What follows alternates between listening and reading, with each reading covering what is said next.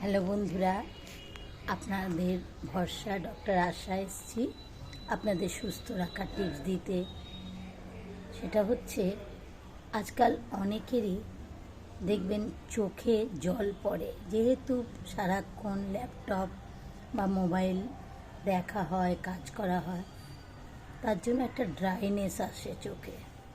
2 নম্বর হচ্ছে খুব বার্নিং হয় চোখে। 3 নম্বর হচ্ছে এই চোখের পাতাগুলো একটা ট্রেমব্লিং হয়। এইগুলোর ক্ষেত্রে যেটা আমি করে থাকি এবং আপনাদেরও বলছি, খুব ভালো রেজাল্ট পাবেন। দিনে কমপক্ষে 5 থেকে 6 বার চোখে জলের ঝাপটা দিন। 2 নম্বর হচ্ছে চোখের ব্যায়াম করুন। সেটা হচ্ছে চোখের মণিটাকে এই নাবান এই তুলুন, এই নাবান এই তুলুন, এই সাইড করুন, এই সাইড করুন, এইভাবে 10 টাইমস করে করবেন। আর একটা হচ্ছে চোখটাকে এই চোখটাকে এইভাবে করে করুন, তাতে চোখের পাতাটা রিল্যাক্স হবে।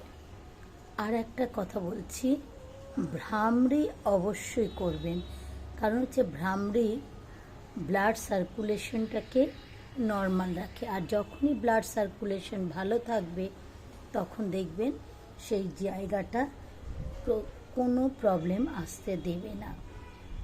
আর একটা বলছি, এই দুটো জায়গায় আমাদের নেত্রনালীটা থাকে।